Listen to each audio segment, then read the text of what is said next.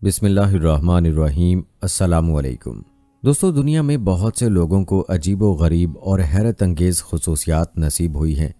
جیسا کہ آدم علیہ السلام سب سے پہلے انسان ہوئے، اللہ تعالیٰ نے انہیں بغیر ماں باپ کے پیدا فرمایا۔ عیسیٰ علیہ السلام بن باپ کے پیدا ہوئے۔ نوح علیہ السلام کو 950 سال کی زندگی ملی۔ ابراہیم علیہ السلام کو آگ میں ڈالا گیا تو آگ انہیں جلا نہ سکی۔ اسماعیل علیہ السلام کے گلے پر چھری چلائی گئی تو چھری گلا نہ کاٹ سکی۔ یونس علیہ السلام کو مچھلی کے پیٹ سے زندہ نکالا۔ موسیٰ علیہ السلام سے کوہ طور پر اللہ تعالیٰ نے کلام فرمایا، جبکہ پیارے نبی صلی اللہ علیہ وآلہ وسلم کی تو ہر بات ہی کمال تھی، بلکہ نبی کریم صلی اللہ علیہ وآلہ وسلم کے صحابہ بھی باکمال اور بے مثال شخصیات تھے۔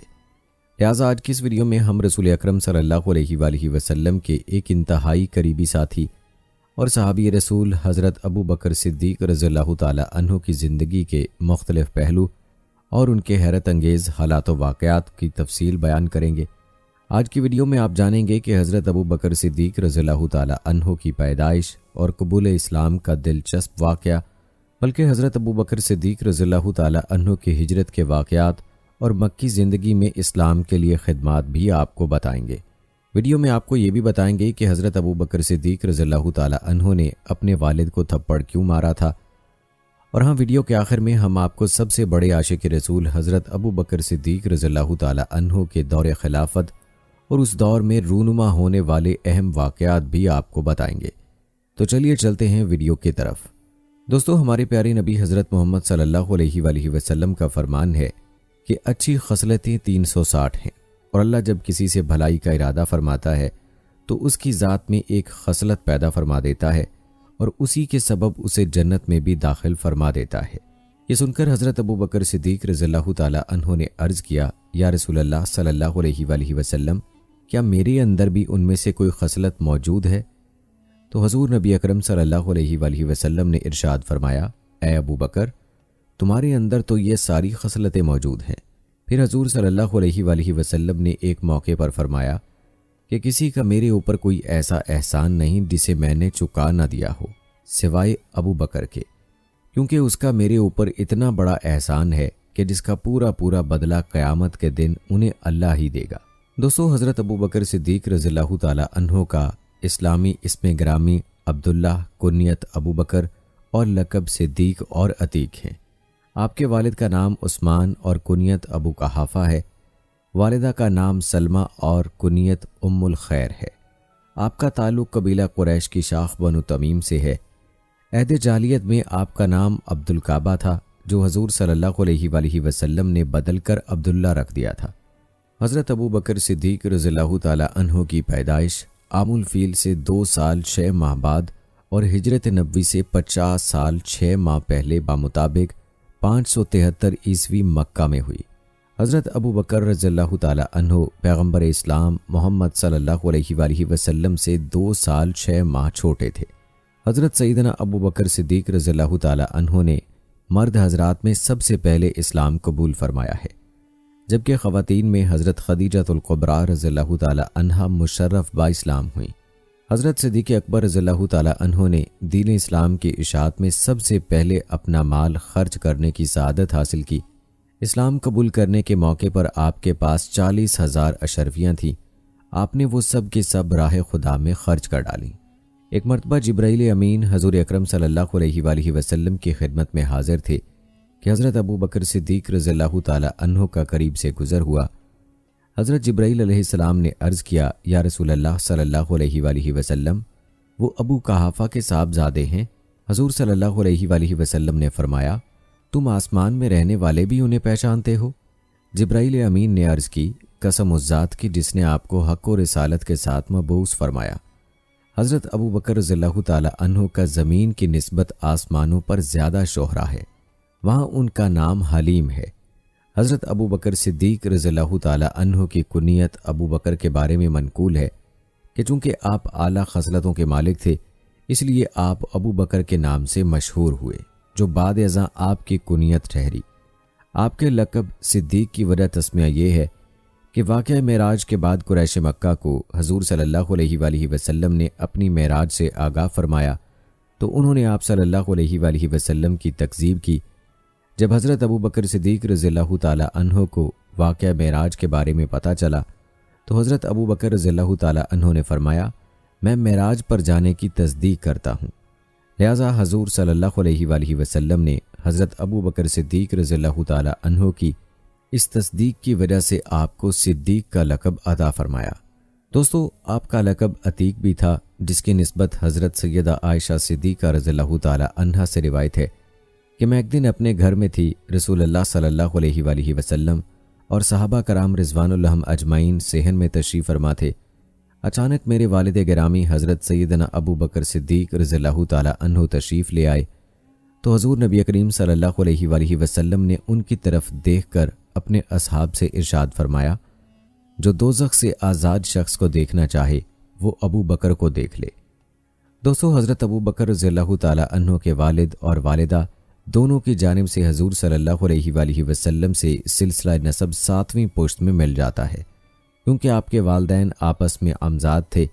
والد کی جانب سے سلسلہ نسب یہ ہے: ابو قحافہ عثمان بن عامر بن عمر بن کعب بن سعد بن تمیم بن مرہ بن کعب، اور والدہ کی جانب سے سلسلہ نسب یہ ہے: ام الخیر سلمہ بنت صخر بنت عمر بن کعب بن سعد بن تمیم بن مرہ بن کعب۔ دوستو، حضرت سیدنا ربیعہ بن کعب رضی اللہ تعالی عنہ فرماتے ہیں کہ حضرت سیدنا ابو بکر صدیق رضی اللہ تعالی عنہ کا اسلام آسمانی وحی کی مانند تھا۔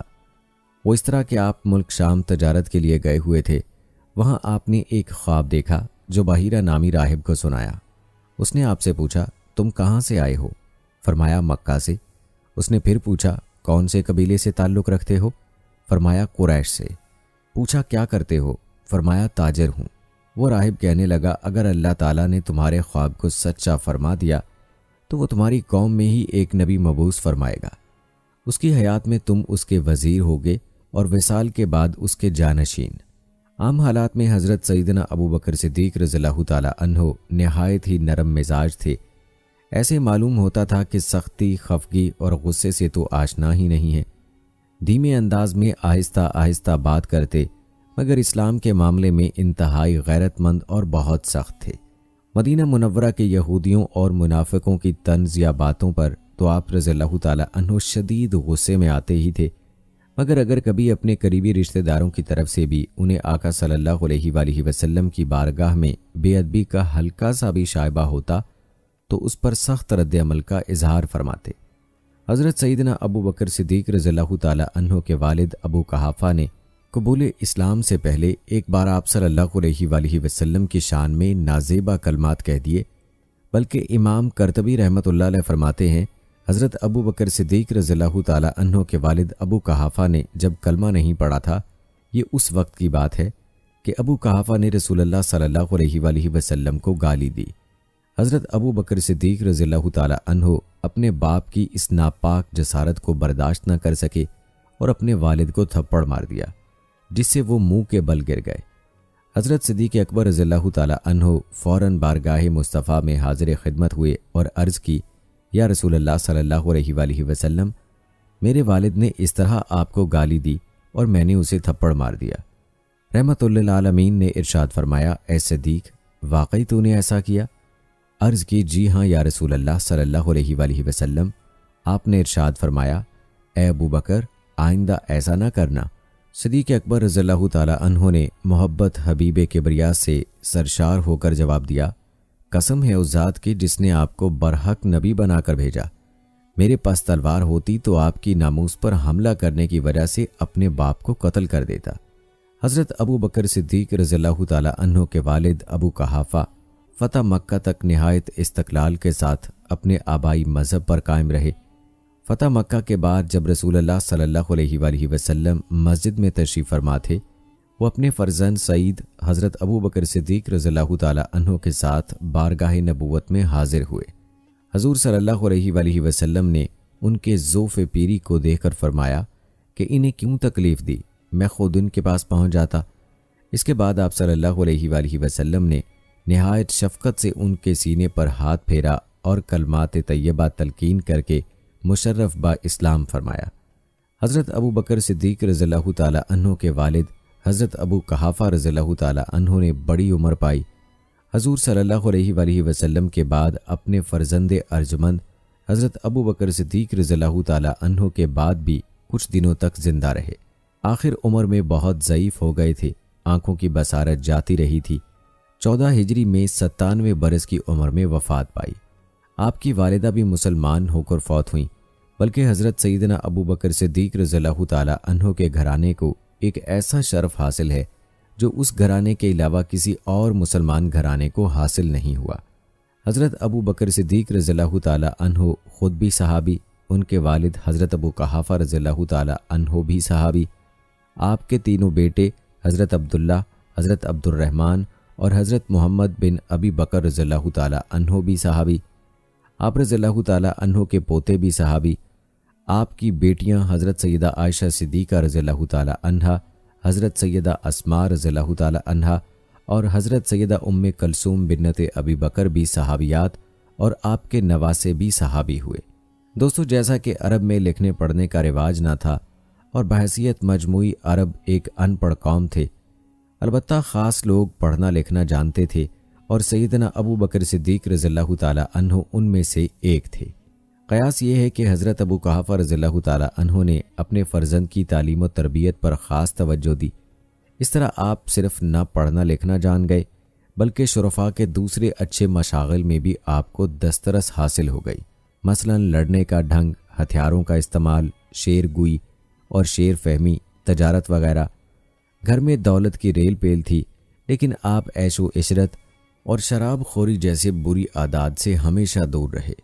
دوستو، قریش کی ساری قوم تجارت کا پیشہ کرتی تھی اور اس کا ہر فرد اس شغل میں مصروف تھا۔ چنانچہ حضرت ابو بکر صدیق رضی اللہ تعالیٰ عنہ بھی جوان ہو کر کپڑے کی تجارت شروع کر دی، جس میں آپ کو غیر معمولی فروغ حاصل ہوا اور آپ کا شمار بہت جلد مکہ کے نہایت کامیاب تاجروں میں ہونے لگا۔ تجارت میں آپ کی کامیابی میں آپ کی جاذب شخصیت اور بے نظیر اخلاق کو خاصا دخل تھا، بلکہ حضرت ابو بکر صدیق رضی اللہ تعالیٰ عنہ نے بہت سے لوگوں کو اللہ پاک کے حکم سے مسلمان کیا، جن میں عشرہ مبشرہ میں سے 5 آدمی عثمان بن عفان، زبیر بن عوام، طلحہ بن عبید، سعد بن ابی وقاص اور عبد الرحمن بن عوف رضی اللہ تعالیٰ عنہم اجمعین آپ کی رہنمائی اور ترغیب سے دولت اسلام سے سرفراز ہوئے۔ جب صرف ابتدائی 1.5 سال میں 150 لوگ ہی مسلمان تھے تو وہ سب ارکم بن ابی ارکم کے گھر اللہ کی عبادت کرتے تھے۔ دوستو، حضرت ابو بکر صدیق رضی اللہ تعالیٰ عنہ نے اسلام کی خاطر اپنا مال بھی خرچ کیا۔ جبکہ مکہ کے کچھ غلاموں نے اسلام قبول کیا تو ان کے آقاؤں نے ان پر مظالم کی حد کر دی، تو حضرت ابو بکر صدیق رضی اللہ تعالیٰ عنہ نے 35,000 درہم خرچ کر کے ان سب کو آزاد کروایا، جبکہ آپ رضی اللہ تعالیٰ عنہ کے پاس کل رقم صرف 40,000 درہم تھی۔ ابو قحافہ رضی اللہ تعالیٰ عنہ نے اپنے فرزند کو غریب لونڈیوں اور غلاموں کی آزادی پر بے تحاشا دولت خرچ کرتے دیکھا تو انہوں نے اپنے بیٹے ابو بکر رضی اللہ تعالیٰ عنہ کو کہا، بیٹا، ایسے کمزور لوگوں کو آزاد کرانے کا کیا فائدہ؟ اگر تم چست اور تنومند غلاموں کو آزاد کراتے تو وہ تمہارے احسان مند رہتے اور مشکل وقت میں تمہارے کام آتے۔ حضرت ابو بکر صدیق رضی اللہ تعالیٰ عنہ نے جواب دیا، ابا جان، میں کسی دنیاوی فائدے کے لیے ان کو آزاد نہیں کراتا، میں تو اس کا وہ اجر چاہتا ہوں جو اللہ کے پاس ہے۔ دوستو، حضرت ابو بکر صدیق رضی اللہ تعالیٰ عنہ نبی اکرم صلی اللہ علیہ وآلہ وسلم پر اپنی جان قربان کرتے تھے، اپنی جان سے بھی زیادہ نبی اکرم صلی اللہ علیہ وآلہ وسلم کی پرواہ کرتے تھے۔ ایک دفعہ کفار نے کعبہ میں آپ صلی اللہ علیہ وآلہ وسلم کو گھیر لیا تو پتہ چلنے پر حضرت ابو بکر رضی اللہ تعالیٰ عنہ فوری وہاں پہنچے اور نبی اکرم صلی اللہ علیہ وآلہ وسلم کو بحفاظت وہاں سے روانہ کیا، تو کفار نے اس کی وجہ سے حضرت ابو بکر صدیق رضی اللہ تعالیٰ عنہ کو اتنا مارا کہ آپ رضی اللہ تعالیٰ عنہ کے جسم سے خون بہنا شروع ہو گیا اور حضرت ابو بکر رضی اللہ تعالیٰ عنہ بے ہوش ہو گئے۔ تو ایک کافر آپ رضی اللہ تعالیٰ عنہ کو گھر تک چھوڑ آیا، تو جب دن کے آخری پہر آپ کو کچھ افاقہ ہوا اور زبان کھولی، پہلا جملہ جو آپ کی زبان سے نکلا وہ یہ تھا، رسول اکرم صلی اللہ علیہ وآلہ وسلم کا کیا ہوا، وہ کیسے ہیں؟ والدہ نے جواب دیا کہ مجھے نہیں پتا، کیونکہ آپ کی ماں آپ کے پاس بیٹھی تھی۔ وہ بیٹے سے اصرار کرتی رہی کہ کھانا کھا لو، لیکن آپ اپنی ماں سے صرف یہی پوچھتے رہے، रसूल अकरम सल्लल्लाहु अलैहि वसल्लम का क्या हुआ, वो कैसे हैं? माँ ने जवाब दिया, बेटे अल्लाह की कसम, मुझे तेरे साथी के बारे में कोई इल्म नहीं, वो किस हाल में है और अभी कहाँ है। सैयदना अबू बकर सिद्दीक रज़ियल्लाहु ताला अन्हु ने अपनी माँ से कहा, उम्मे जमील फातिमा बिन्नत खताब के पास जाओ और उससे रसूलुल्लाह सल्लल्लाहु अलैहि वसल्लम के बारे में दरियाफ्त करो कि वो कहाँ हैं और किस हाल में हैं। बेटे की फरमाइश पूरी करने के लिए माँ खड़ी हुई और उम्मे जमील के पास पहुंचकर कहा, मेरा बेटा अबू बकर तुमसे मोहम्मद बिन अब्दुल्ला के बारे में पूछ रहा है कि वो कहाँ हैं और किस हाल में हैं।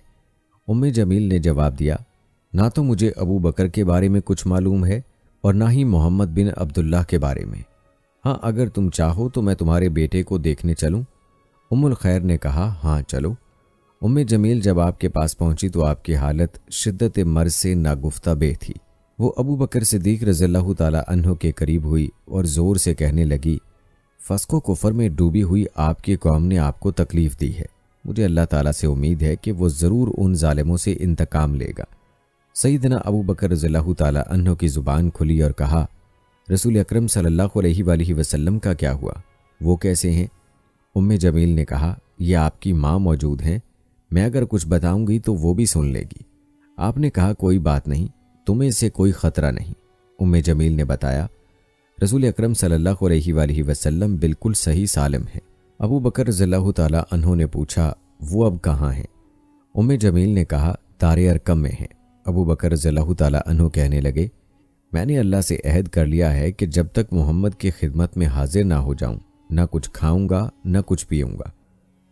तो हज़रत अबू बकर रज़ियल्लाहु ताला अन्हु की खिदमत में हजूर सल्लल्लाहु अलैहि वसल्लम जब हाजिर हुए तो नबी करीम सल्लल्लाहु अलैहि वसल्लम ने हज़रत अबू बकर रज़ियल्लाहु ताला अन्हु की हालत देखी तो आप सल्लल्लाहु अलैहि वसल्लम की आंखों से आंसू जारी हो गए।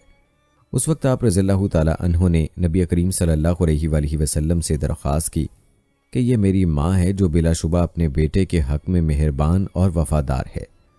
आपकी हस्ती मुबारक है, आप मेरी माँ को अल्लाह की तरफ दावत दें और उसके हक़ में दुआए खैर फरमा दें।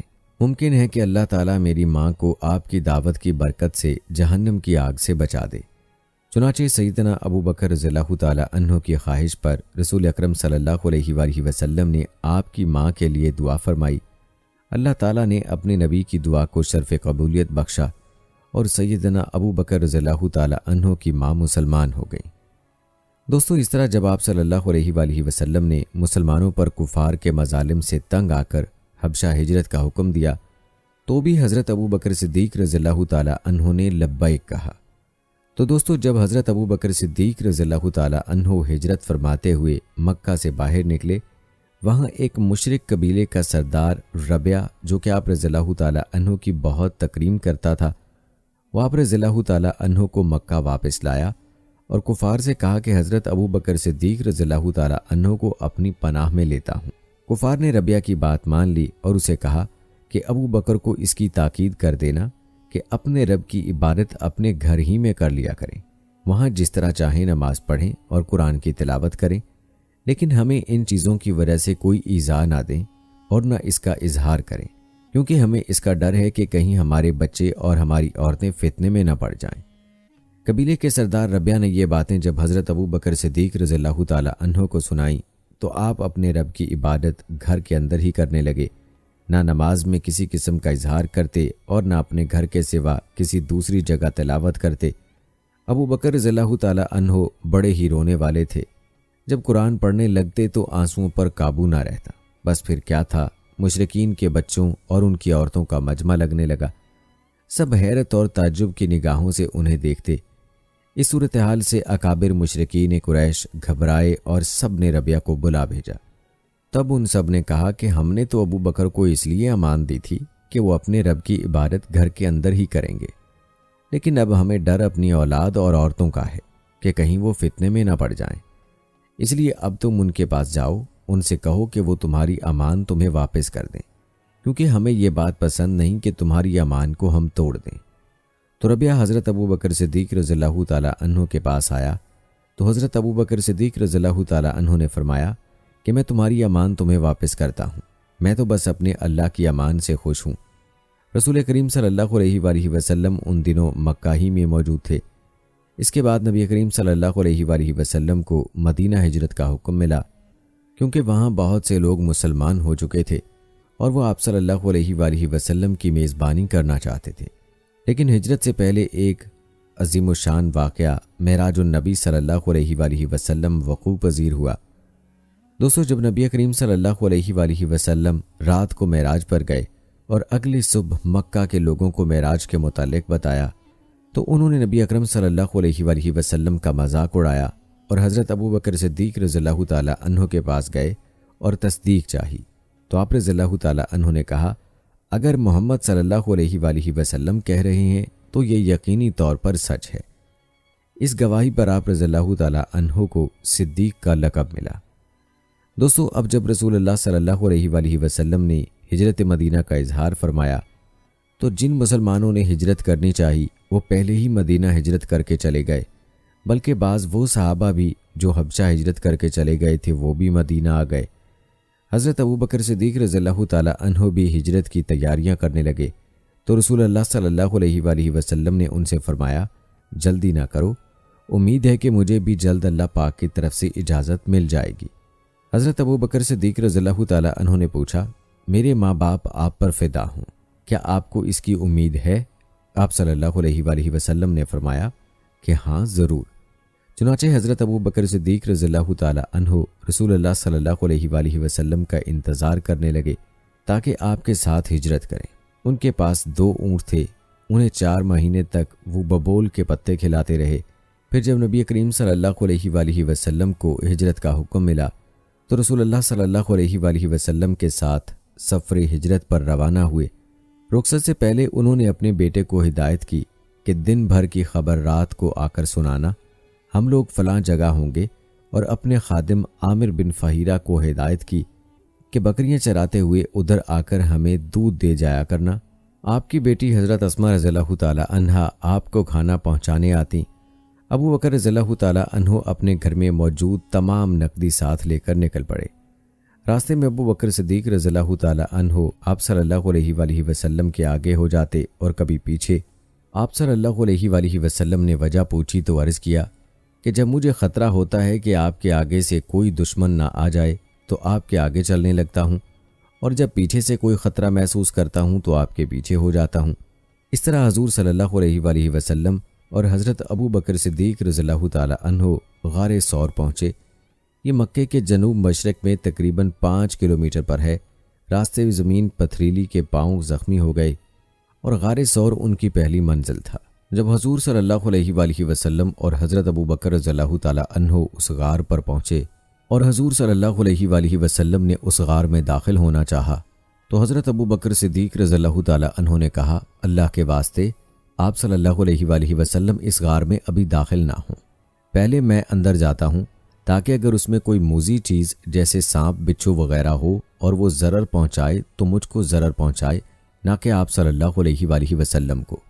اور یہ کہہ کر حضرت ابوبکر صدیق رضی اللہ تعالی عنہ حضور صلی اللہ علیہ وآلہ وسلم سے پہلے غار میں داخل ہو گئے اور اس کو جھاڑ جھٹک کر صاف کیا۔ انہوں نے غار کے ایک کونے میں کئی سوراخ بھی دیکھے تھے، ان میں سے بیشتر سوراخوں کو انہوں نے اپنے تہبند سے چیتھڑے پھاڑ کر بند کر دیا، اور جو 2 سوراخ اس وجہ سے باقی رہ گئے تھے ان کو بند کرنے کے لیے تہبند کے چیتھڑے میں سے کچھ نہیں بچا تھا۔ ان کے منہ میں وہ اپنے دونوں پاؤں کی ایڑیاں اڑا کر بیٹھ گئے تاکہ کسی زہریلی اور موذی جانور کے نکلنے کی کوئی راہ باقی نہ رہے۔ پھر انہوں نے رسول کریم صلی اللہ علیہ وآلہ وسلم سے عرض کیا کہ اب اندر تشریف لے آئیے۔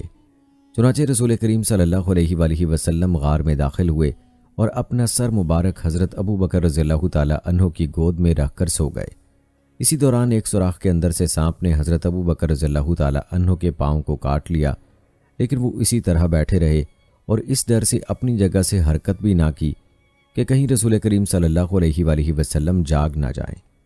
آخر شدت تکلیف سے ان کی آنکھوں سے بے اختیار آنسو نکل گئے اور رسول کریم صلی اللہ علیہ وآلہ وسلم کے چہرہ مبارک پر گرے، جس سے آپ صلی اللہ علیہ وآلہ وسلم کی آنکھ کھل گئی۔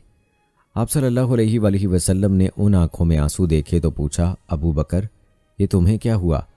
انہوں نے عرض کیا، میرے ماں باپ آپ پر قربان، مجھے کسی زہریلے جانور یعنی سانپ نے کاٹ لیا ہے۔ حضور صلی اللہ علیہ وآلہ وسلم نے یہ سن کر اپنا مبارک لعاب دہن ان کے پاؤں میں کاٹی ہوئی جگہ پر ٹپکا دیا اور تکلیف و اذیت کی جو کیفیت ان کو محسوس ہو رہی تھی وہ فوراً جاتی رہی۔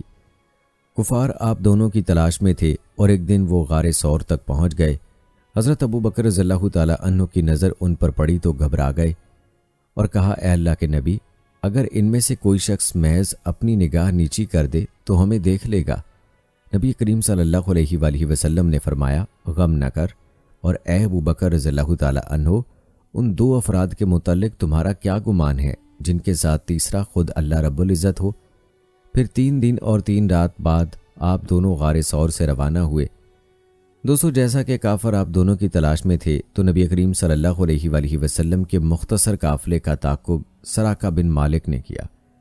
دراصل اس نے 100 اونٹ انعام کی خاطر آپ صلی اللہ علیہ وآلہ وسلم کا پیچھا کیا، لیکن اس کا گھوڑا زمین میں دھنس گیا اور اس نے آپ صلی اللہ علیہ وآلہ وسلم سے معافی مانگ لی اور امان نامہ لکھوا لیا۔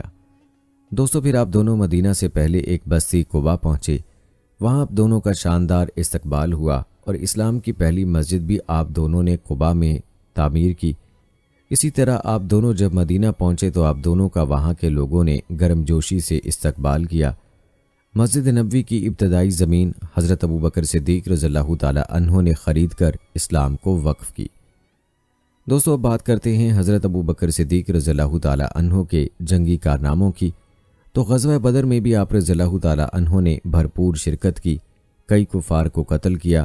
غزوہ احد میں جب تیر اندازوں کی غلطی سے مسلمانوں پر دوبارہ حملہ ہوا تب آپ رضی اللہ تعالی عنہ آپ صلی اللہ علیہ وآلہ وسلم کی حفاظت کرنے والے صحابہ کرام میں شامل تھے۔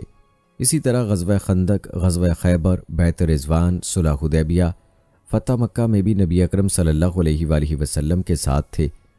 امیر المومنین حضرت سیدنا ابو بکر صدیق رضی اللہ تعالی عنہ نے اپنے دور خلافت میں کیسر روم سے جنگ کے لیے مجاہدین اسلام کی ایک فوج روانہ فرمائی اور حضرت سیدنا ابو عبیدہ بن جراح رضی اللہ تعالی عنہ کو اس فوج کا سپاہ سالار مقرر فرمایا۔ یہ اسلامی فوج کیسر روم کی لشکری طاقت کے مقابلے میں انتہائی کمزور، مگر جب اس فوج نے رومی قلعے کا محاصرہ کیا اور لا الہ الا اللہ محمد الرسول اللہ کا نعرہ بلند کیا تو کلمہ طیبہ کی یہ آواز کیسر روم کے قلعے میں ایسی زلزلہ آیا کہ پورا قلعہ مسمار ہو کر اس کی اینٹ سے اینٹ بج گئی اور چشم زدن میں قلعہ فتح ہو گیا۔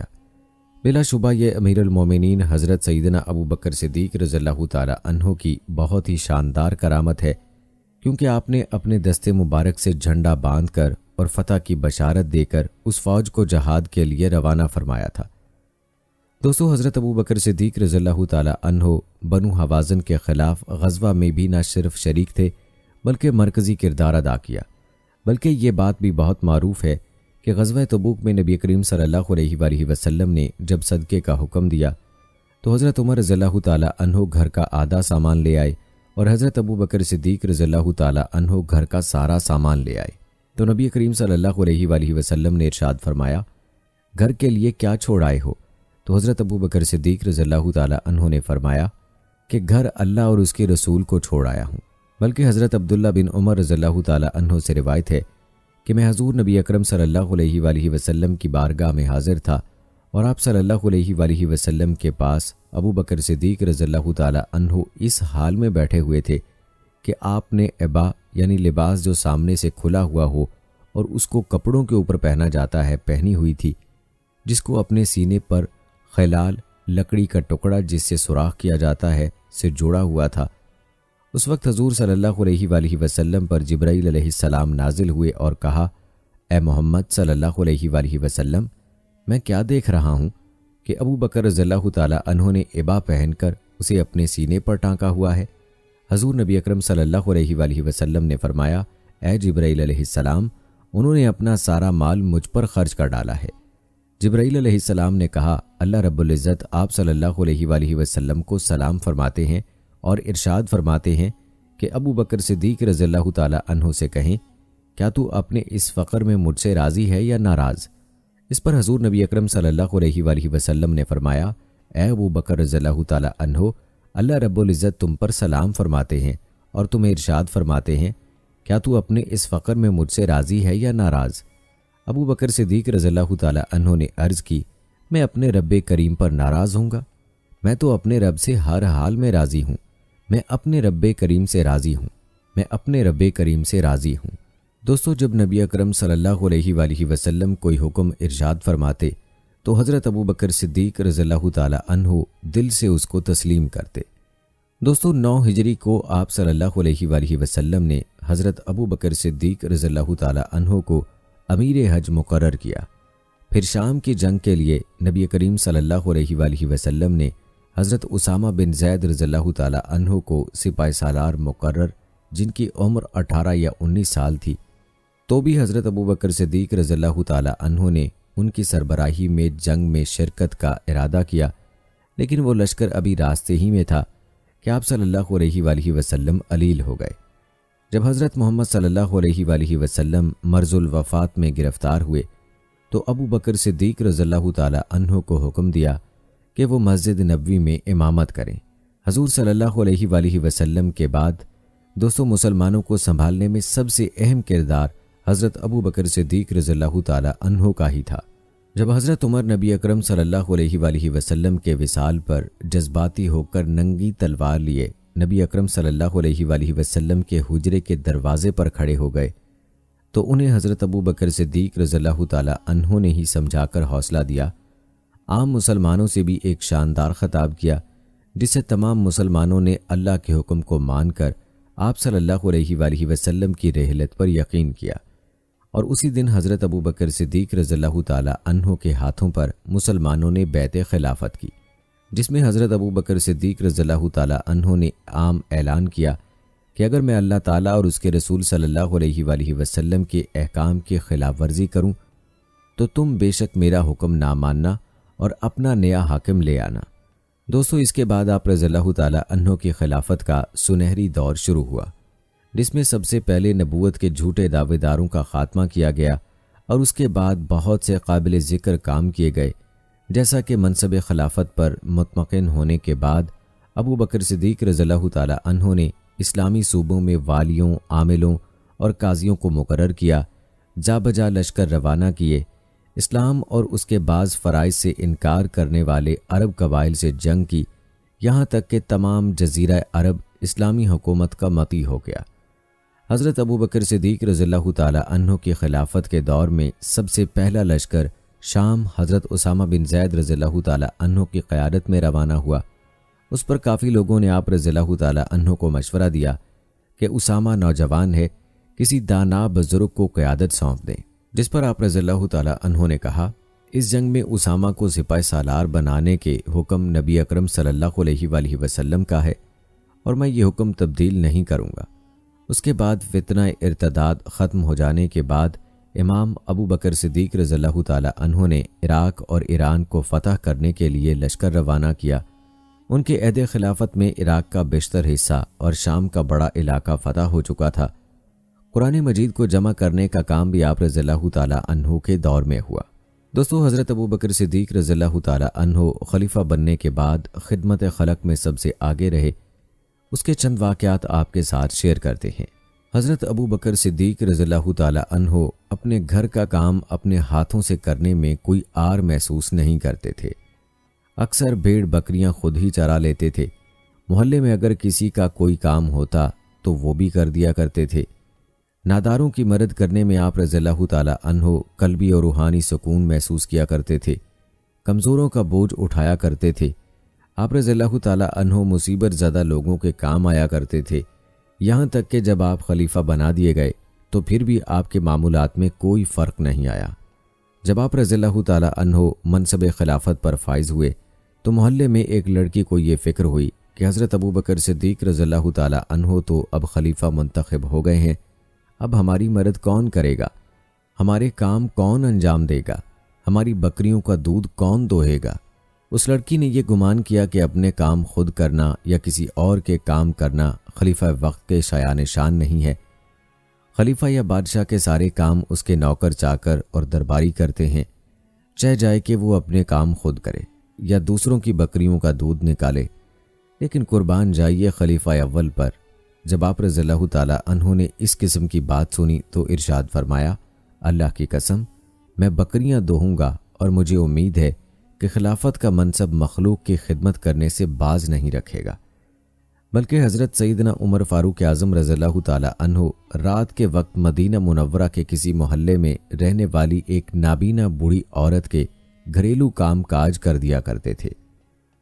آپ رضی اللہ تعالی عنہ اس کے لیے پانی بھر لاتے اور اس کے تمام کام سر انجام دیتے۔ حسب معمول ایک مرتبہ بڑھیا کے گھر آئے تو یہ دیکھ کر حیران رہ گئے کہ سارے کام ان سے پہلے ہی کوئی کر گیا تھا۔ بہرحال دوسرے دن تھوڑا جلدی آئے تو بھی وہی صورتحال تھی کہ سب کام پہلے ہی ہو چکے تھے۔ جب 2-3 دن ایسا ہوا تو آپ کو بہت تشویش ہوئی کہ ایسا کون ہے جو مجھ سے نیکیوں میں سبقت لے جاتا ہے۔ ایک روز آپ دن میں ہی آ کر کہیں چھپ گئے۔ جب رات ہوئی تو دیکھا کہ خلیفہ وقت امیر المومنین حضرت سیدنا ابو بکر صدیق رضی اللہ تعالی عنہ تشریف لائے اور اس نابینا بڑھیا کے سارے کام کر دیے۔ آپ رضی اللہ تعالی عنہ بڑے حیران ہوئے کہ خلیفہ وقت ہونے کے باوجود آپ اس بوڑھی خاتون کے تمام امور خوش دلی سے انجام دے رہے ہیں۔ ارشاد فرمایا، حضرت سیدنا ابو بکر صدیق رضی اللہ تعالی عنہ مجھ سے نیکیوں میں سبقت لے جاتے ہیں۔ دوستو، حضرت ابو بکر صدیق رضی اللہ تعالی عنہ انتہائی نیک انسان تھے۔ سرکاری مال کا ایک پیسہ خود پر خرچ نہ کرتے تھے۔ دوستو، جب آپ رضی اللہ تعالی عنہ نے حضرت عمر رضی اللہ تعالی عنہ کو اپنا جانشین منتخب کیا تو لوگوں نے کہا کہ عمر بہت سخت مزاج ہیں، تو آپ نے جواب دیا، ان پر جب بار خفت پڑے گا تو خود بخود نرم طبیعت ہو جائیں گے۔ دوستو، مختلف روایات سے معلوم ہوتا ہے کہ حضرت ابو بکر صدیق رضی اللہ تعالی عنہ نے 5 شادیاں کی تھیں۔ حضرت ابو بکر صدیق رضی اللہ تعالی عنہ کی ایک بیوی ام بکر تھی۔ ام بکر کا تعلق قبیلہ بنو قلب سے تھا۔ انہوں نے اسلام کو قبول کرنے سے انکار کیا، جس کی وجہ سے آپ رضی اللہ تعالی عنہ نے ام بکر کو طلاق دے دی تھی۔ قتیلہ بنی عبد العزہ، جو حضرت عبداللہ رضی اللہ تعالی عنہ بن ابو بکر رضی اللہ تعالی عنہ اور حضرت اسماء رضی اللہ تعالی عنہا بنت ابو بکر رضی اللہ تعالی عنہ کی والدہ تھیں، انہوں نے بھی اسلام قبول کرنے سے انکار کر دیا تھا، جس کی وجہ سے حضرت ابو بکر صدیق رضی اللہ تعالی عنہ نے انہیں طلاق دے دی تھی۔ آپ کی بیوی ام رومان رضی اللہ تعالی عنہا جلیل القدر صحابیات میں سے ہیں۔ حضرت عائشہ رضی اللہ تعالی عنہا اور حضرت عبد الرحمن رضی اللہ تعالی عنہ آپ کے بطن سے پیدا ہوئے۔ جب حضرت ابو بکر صدیق رضی اللہ تعالی عنہ نے اسلام قبول کیا تو ام رومان رضی اللہ تعالی عنہا بھی اسلام لے آئیں۔ حضرت عائشہ صدیقہ رضی اللہ تعالی عنہا کی شادی نبی کریم صلی اللہ علیہ وآلہ وسلم سے ہوئی۔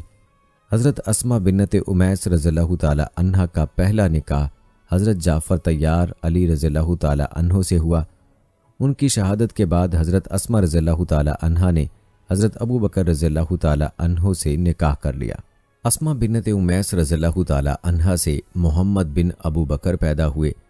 حضرت ابو بکر رضی اللہ تعالی عنہ کے وصال کے بعد حضرت اسماء بنت امیس رضی اللہ تعالی عنہا نے حضرت علی رضی اللہ تعالی عنہ سے نکاح کیا تھا۔ حبیبہ بنت خارجہ ایک انصاری کی بیٹی تھیں۔ ان کے بطن سے حضرت ابو بکر صدیق رضی اللہ تعالی عنہ کی سب سے چھوٹی بیٹی ام کلثوم پیدا ہوئیں۔ حضرت ام کلثوم صحابیہ نہیں ہیں، کیونکہ یہ حضرت ابو بکر صدیق رضی اللہ تعالی عنہ کے بھی وصال کے بعد پیدا ہوئی تھیں، بلکہ حضرت سیدنا عروہ بن زبیر رضی اللہ تعالی عنہ سے روایت ہے کہ امیر المومنین حضرت ابو بکر صدیق رضی اللہ تعالی عنہ نے اپنے مرض وفات میں اپنی صاحبزادی ام المومنین حضرت سیدنا عائشہ صدیقہ رضی اللہ تعالی عنہا کو وصیت کرتے ہوئے ارشاد فرمایا تھا کہ میری پیاری بیٹی، آج تک میرے پاس جو میرا مال تھا وہ آج وارثوں کا مال ہو چکا ہے، اور میری اولاد میں تمہارے دونوں بھائی عبد الرحمن و محمد اور تمہاری دونوں بہنیں ہیں، لہٰذا تم لوگ میرے مال کو قرآن مجید کے حکم کے مطابق تقسیم کر کے اپنا اپنا حصہ لے لینا۔ یہ سن کر حضرت عائشہ رضی اللہ تعالی عنہا نے عرض کیا کہ ابا جان، میری تو ایک ہی بہن بی بی اسماء ہے، یہ میری دوسری بہن کون ہے؟ آپ رضی اللہ تعالی عنہ نے فرمایا کہ میری زوجہ بنت خارجہ جو حاملہ ہے، اس کے شکم میں لڑکی ہے، وہ تمہاری دوسری بہن ہے۔ حضرت سیدنا ابو بکر صدیق رضی اللہ تعالی عنہ نے آپ صلی اللہ علیہ وآلہ وسلم کی حیات طیبہ سے لے کر اپنی وفات تک کبھی بھی اہل بیت کی خدمت میں کوئی کمی نہ آنے دی۔ آپ رضی اللہ تعالی عنہ کی اہل بیت سے یہ خصوصی محبت آپ رضی اللہ تعالی عنہ کی اولاد میں بھی منتقل ہوتی رہی، اور آپ رضی اللہ تعالی عنہ نے اہل بیت سے ایک مضبوط رشتہ داری قائم فرمائی، جس کی تفصیل یہ ہے کہ حضرت سیدنا ابو بکر صدیق رضی اللہ تعالی عنہ نے اپنی لاڈلی شہزادی حضرت سیدہ عائشہ صدیقہ رضی اللہ تعالی عنہا کا نکاح 8 بیست نبوی شوال المکرم میں اپنے محبوب آقا صلی اللہ علیہ وآلہ وسلم سے کیا۔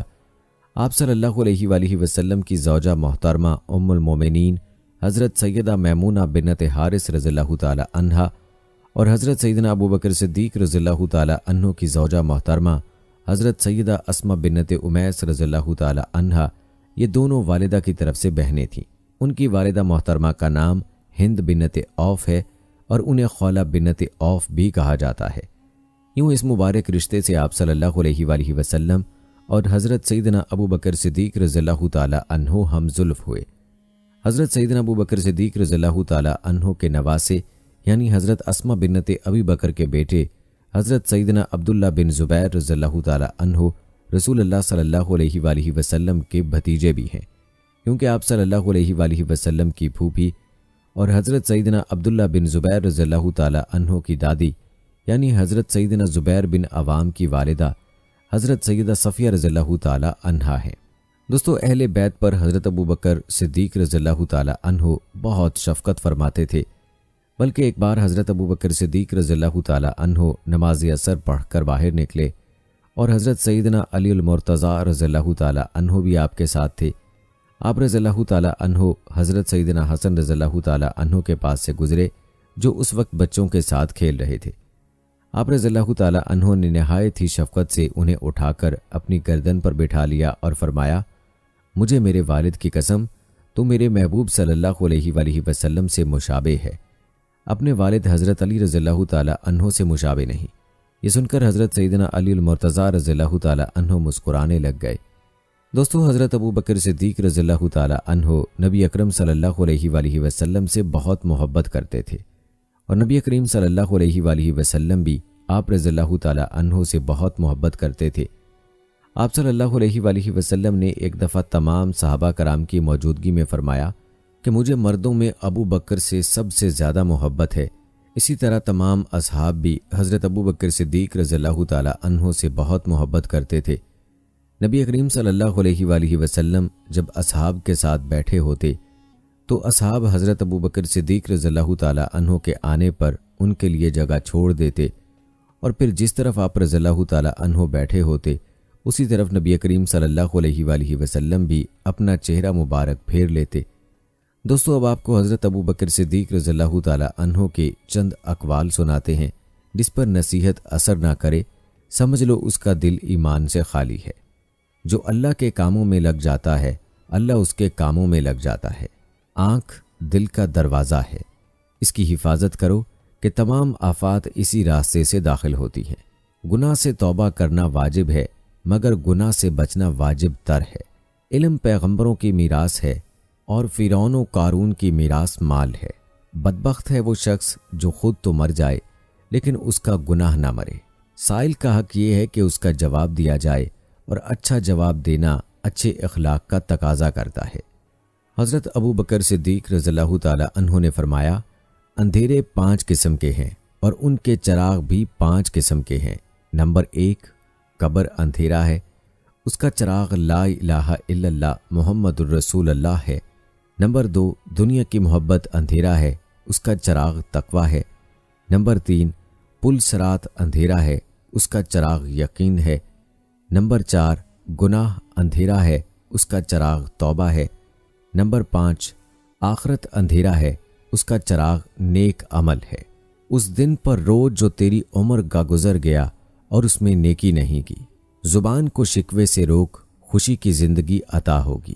پاک ہے وہ ذات جس نے اپنے بندوں کے لیے اپنی معرفت کی طرف سوائے اعتراف و عجز کے اور کوئی راستہ نہیں رکھا۔ شریف آدمی علم کی دولت حاصل کر کے متواضع ہو جاتا ہے اور شریر متکبر۔ اخلاص یہ ہے کہ اعمال کا عوض نہ چاہا جائے۔ طالب دین عمل میں زیارتی کرتا ہے اور طالب دنیا علم میں۔ صدقہ فقیر کے سامنے عاجزی سے باادب پیش کر، کیونکہ خوشدلی سے صدقہ دینا قبولیت کا نشان ہے۔ عبادت ایک پیشہ ہے، دکان اس کی خلوت ہے، راس المال اس کا تقویٰ ہے اور نفع اس کا جنت ہے۔ جسے رونے کی طاقت نہ ہو وہ رونے والوں پر رحم ہی کیا کرے۔ لوگوں کے اندر کی باتوں کو ہرگز نہ کھولنا، بلکہ ان کے ظاہری اعمال پر اکتفا کر لینا اور اپنے کام میں پوری محنت کرنا۔ جب کچھ لوگ ایسے لوگوں کے سامنے گناہ کریں جو ان سے زیادہ طاقتور اور با اثر ہو اور وہ انہیں ان برے کاموں سے نہ روکیں، تو ان سب پر اللہ تعالیٰ ایسا عذاب نازل فرمائیں گے جسے ان سے نہیں ہٹائیں گے۔ سب سے بڑی عقل مندی تقویٰ ہے اور سب سے بڑی حماقت فسق و فجور ہے۔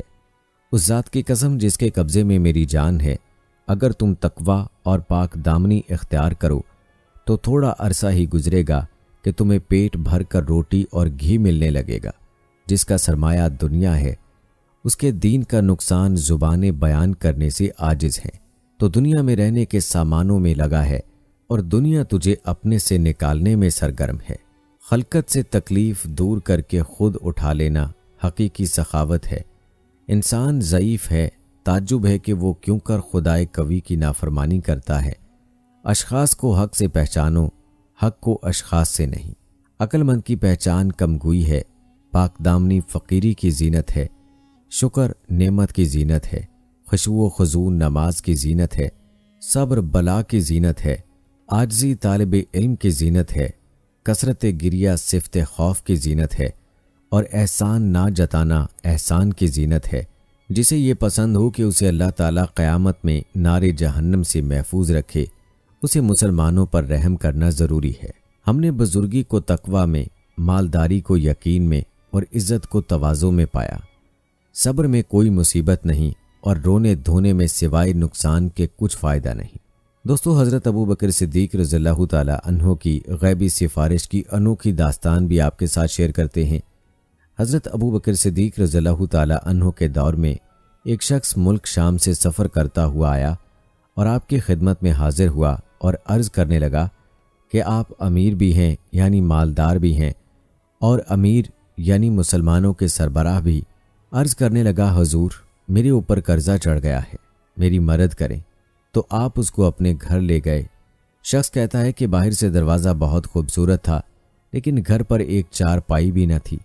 کھجور کی چھال کی چٹائیاں بچھی ہوئی تھیں اور وہ بھی پھٹی ہوئی۔ فرماتے ہیں سیدنا صدیق اکبر رضی اللہ تعالی عنہ نے مجھے چٹائی پر بٹھا لیا اور مجھے کہنے لگے، یار ایک عجیب بات نہ بتاؤں؟ میں نے کہا بتائیے۔ تو عرض کرنے لگے، 3 دن سے میں نے ایک اناج کا دانہ بھی نہیں کھایا، کھجور پر گزارا کر لیتا ہوں، آج کل میرے حالات کچھ ٹھیک نہیں ہیں۔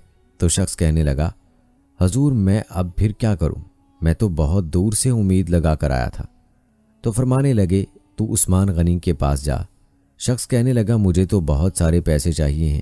تو آپ نے فرمایا، تیری سوچ وہاں ختم ہوتی ہے جہاں سے عثمان کی سخاوت شروع ہوتی۔ تو جو سوچتا ہے اتنے ملیں گے، تیری سوچ ختم ہوتی ہے وہاں سے عثمان کی سخاوت شروع ہوتی ہے، تو جا ان کے پاس۔ شخص کہنے لگا، آپ کا نام لوں کہ مجھے امیر المومنین نے بھیجا ہے؟ تو فرمانے لگے، اس کی ضرورت ہی نہیں پڑے گی، صرف اتنا بتانا کہ میں مقروض ہوں اور رسول اللہ صلی اللہ علیہ وآلہ وسلم کا نوکر ہوں۔ وہ شخص کہنے لگا کہ وہ دلیل حوالہ مانگیں گے۔ فرمایا، عثمان سخاوت کرتے وقت دلیل یا حوالے نہیں مانگتے۔ عثمان اللہ کی راہ میں دیتے ہوئے تفتیش نہیں کرتا، اور سخاوت کرتے وقت ٹٹولنا عثمان کی عادت نہیں۔ وہ شخص کہتا ہے، میں چلا گیا، پوچھتے پوچھتے دروازے پر دستک دی۔ حضرت عثمان غنی رضی اللہ تعالی عنہ کے اندر سے بولنے کی آواز آ رہی تھی۔ اپنے بچوں کو ڈانٹ رہے تھے کہ یار تم لوگ دودھ کے اندر شہد ملا کر پیتے ہو، خرچہ تھوڑا کم کرو، اتنا خرچہ بڑھا دیا ہے، دودھ میٹھا شہد بھی میٹھا، ایک چیز استعمال کر لو، تم کوئی بیمار تھوڑی ہو۔ شخص کہتا ہے، میں نے کہا ابو بکر تو بڑی باتیں بتا رہے تھے، یہاں تو دودھ اور شہد پر لڑائی ہو رہی ہے، اور مجھے تو کئی ہزار دینار چاہیے، کیا یہ دے دے گا؟ شخص کہتا ہے کہ میں بھی یہی سوچ رہا تھا کہ اندر سے دروازہ کھلنے کی آواز آئی۔ وہ باہر آئے اور میں نے کہا، السلام علیکم۔ انہوں نے سلام کا جواب دیا اور وہ سمجھ گئے کہ میں مسلمان ہوں اور مخاطب ہو کر کہنے لگے، معاف کرنا، بچوں کو ذرا ایک بات سمجھنی تھی، آنے میں دیر ہو گئی۔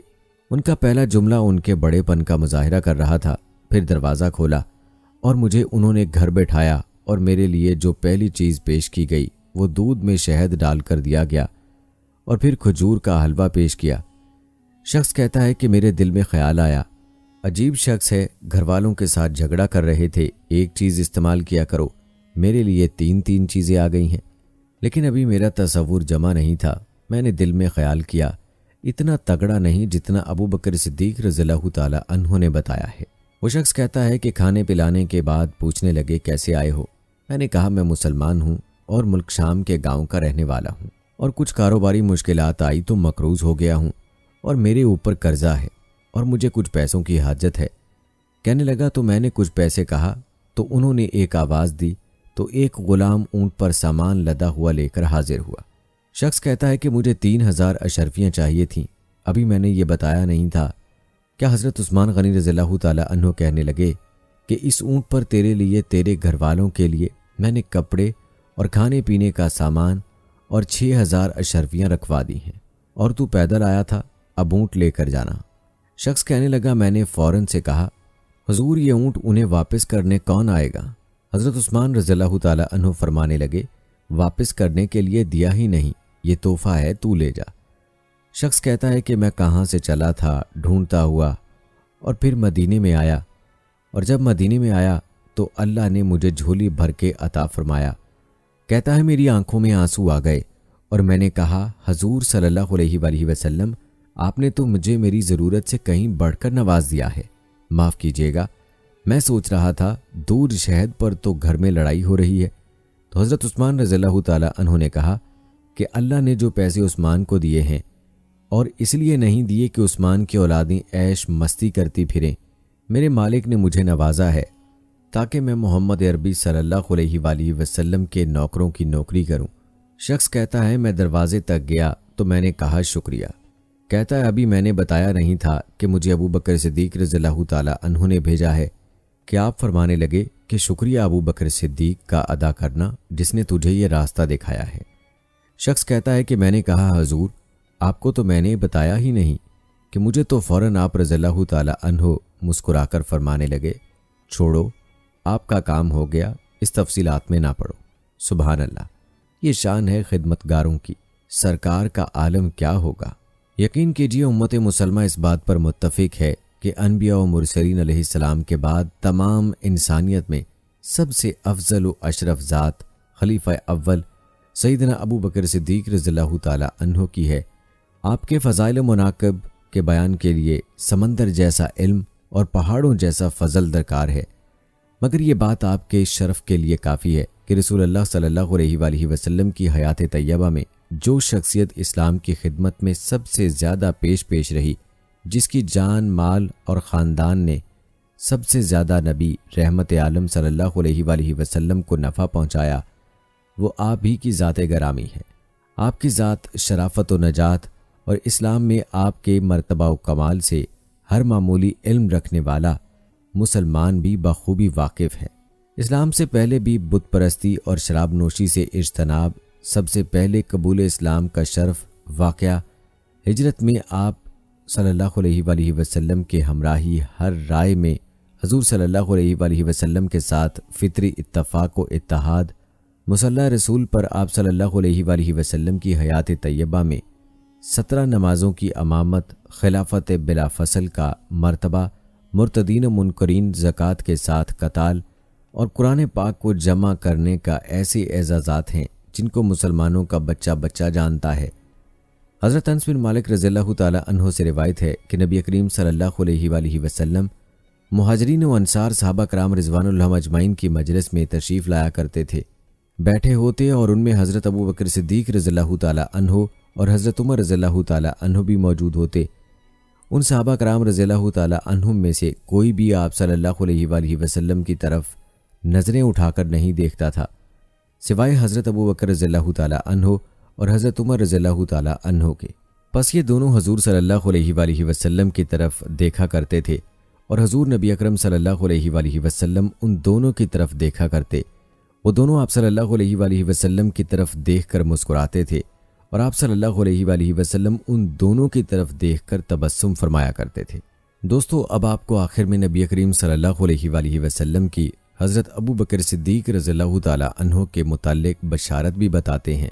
نبی کریم صلی اللہ علیہ وآلہ وسلم نے عشرہ مبشرہ میں حضرت ابوبکر صدیق رضی اللہ تعالی عنہ کو سب سے پہلے نمبر پر شامل کیا تھا۔